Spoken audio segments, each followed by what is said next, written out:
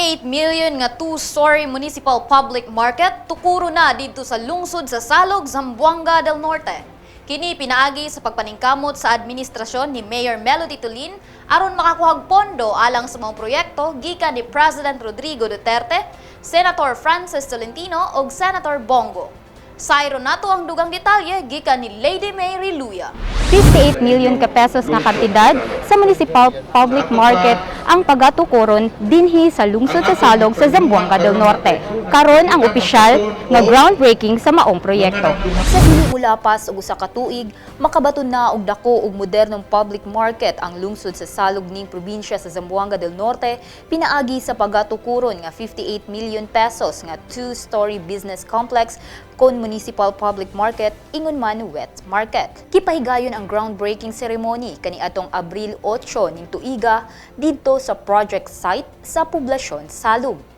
Matud pa ni Mayor Melodie Tolin nga ang maong budget nagagikan sa buhatan ni President Rodrigo Roa Duterte nga mihatag og 35 million pesos. Sa buhatan ni Senator Francis Tolentino nga mihatag og 20 million pesos ug 5 million pesos usab gikan sa buhatan ni Senator Bong Go. Nasayran nga ang 55 million pesos ni ini ang gigahinalang sa pagtukod sa mismong business complex ug ang 3 million pesos usab alang sa wet markets. Sa mensahe ni Mayor Tolin, gipasalamatan usab niya si kanhi Salug Mayor Protasio Maraon ug iyang tibuok pamilya kinsa maoy midonar sa 5,648 square meters nga yuta nga pagatukuran sa maong proyekto. Dugang pa niya nga paningkamutan nga mahuman ang maong merkado sulod sa 290 kaadlaw. Sa iyang dakong kalipay sa katumanan sa ilang damgo sa Salug, nadasig siya sa pagtabang sa labang makagagahong. Mipaabot usab siya sa iyang pagdayig sa maong lungsod si First Lady Evelyn Tang Uy kinsa maoy ni representar ni Governor Roberto Uy tungod kay kada bisita nila nagapahigayon kini og groundbreaking ceremony nga nagpamatuod nga padayon ang paglambo sa Salug. This is I think my third time. Sukid naman siguro ko diri sa Salug. And nakita na ako nga every time I come here, I discover so many things. And also, kanunay yun nga groundbreaking. I'm sure nga sunod na pag-alis na ako, it will be a turnover. And I'm hoping for that, especially this public market that is really a sign of progress sa usa ka lugar. Kung nakay mayong public market, guwapo, that means to say your place is really improving. And thanks sa innovative mayor na inyong na-adere sa inyong lungsod na who was able to have this dream and make it possible. Dili lalim, no? I'm sure if you're going just to rely on your era, murag lisod kayo himuon ni. But with the persistence and kakugi sa inyong mayor, nahimog yun ni. I'm really amazed. Congrats, Mayor Melodie Tolin. Sa mensahe ni Mr. Ayan Amatong, kinsa ni representar kang Congressman Isagani Amatong, matod pa niya nga usa ka timailhan nga malambuon ug mahimsog ang ekonomiya sa usa ka lugar kung nag-awas-awas ang aktibidades sa merkado. Gidayig usab niya ang lokal nga kagamhanan sa Salug sa administrasyon karon ni Mayor Tolin tungod kay naka-implementar gayud kini sa maong dakong proyekto sa una niining termino.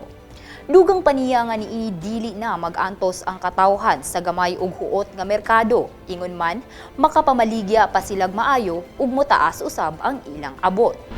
One of the key indicator of a healthy economy in a free market economy is a vibrant market. Kanang merkado nga nag-awas-awas sa aktibidades sana kadako nga nagpakita nga ang ekonomiya sa usa ka lugar himsog gayud. Una nga dako kay atong pasalamat karong adlaw na wala gyud na alang-alang sa ka 58 million nga market ang sugdan og tukod diri sa inyo nga lungsod. Una nga congratulations sa Mayor Melodie, sa imong council, o sa tanang mga taga-Salug, ug dako po lang atong pasalamat sa mga tawo nga mitabang kaniya aron mahimo kini nga mahimugso kini nga project. So kita malipay ta, ang mayor magsige lang isgot og kalamuan, nagpasabot nga bisan siguro padulong na ni siya tulog, sige po sa gunahuna o unsa na po isunod. Nagpatuod nga ang iyang ginahuna alang sa kayuhan sa tanang mga lumulupyo dire sa Salug. Again, we would like to congratulate all the people of Salug o good luck sa inyo ang umaabot na dako nga merkado. Sa laing bahin bisan pa man wala makatungha sa maong seremonya si Senator Bong Go, gumikan sa pandemya, mipadangat gihapon siya sa iyang panghinaot nga mapahimuslan ang maong pasilidad alang sa mas progresibong ekonomiya sa lungsod sa Salug. Nagpasalig usab siya nga sinugdanan pa lamang kini sa daghan pang mga proyekto. Binabati ko po ang mga provincial at local officials ng Salug, Zamboanga del Norte sa pagdaos ng groundbreaking ceremony para sa bagong Salug Business Center and Public Market. Siguradong malaki ang magiging pakinabang ng pasilidad na ito sa lumalagong ekonomiya ng inyong bayan. Nais ko rin pong batiin at pasalamatan ang mga kababayan natin dyan sa Salug na inspirasyon natin sa ating mga pagsisikap at proyekto gaya ng pagtatayo ng business center na ito. Hangad ko po na maging instrumento ang bagong pasilidad na ito sa patuloy na pag-unlad ng Salug at ng pamumuhay ng mga kababayan natin. Alam ko po na umpisa pa lamang ito ng mga proyektong inilaan ng inyong mga opisyal upang mas mapagaan at mapagyaman ang pamumuhay ninyong lahat dyan sa Salug. Sa akong mga kaigsuunan sa Mindanao, diya sa Zamboanga del Norte, kumusta man mo, unta na mo sa maayong kahimtang, magtinabangay lang ta, kinsabay magtinabangay, kundi kita raman mga kaigsuunan natong mga Pilipino. Basta kami ni Presidente Duterte, maningkamot yun mi nga magserbisyo sa inyo sa abot sa among makaya. Makakaasa rin po kayo na suportado namin ni Tatay Digong ang anumang mga inisyatibo ninyo na layuning magbigay ng komportableng buhay para sa mga taga-Salug. Asahan ninyong laging bukas ang aming opisina upang makinig sa inyong mga suhestyon at saloobin. Ipabati usab ni Senator Francis Tolentino sa iyang gipaabot nga mensahe nga siya kanunay nga andam nga mosuporta sa lungsod. Magandang araw po sa mga kaibigan natin sa bayan ng Salug, Zamboanga del Norte, lalong-lalo na kay Mayor Melodie at saka sa lahat ng kanyang mga kasamahan, mga miyembro ng Sanggunian, Vice Mayor, mga konsehal at mga kababayan natin. Papasalamat din sa inyo at naging bahagi ako ng inyong groundbreaking ceremony para sa inyong Salug Business Center and Public Market. Makakaasa po kayo na si Senator Francis Tolentino ay laging nakasubaybay at handang tumulong sa inyong pamahalaan lokal. I hope soon that once this pandemic is over, we will see each other again, and I'd like to thank God for this opportunity again. As the ground is broken today, and the symbolic time capsule is laid for the new public market of Salug, my fervent prayer is that the structure will soon be established that will truly serve the people. Let me assure you again that I will remain your partner in forging community building through genuine public service and good governance. Matud pa kang Vice Governor Senen Angeles nga kini usa ka kadaugan dili lamang sa mga opisyales kung dili sa tanang katawhan sa Salug. Kita makabaton ug usa ka leader, no? Usa ka magdumala sa atong lungsod nga dunay insakto nga visyon, dunay insakto nga panglantaw para sa katawhan.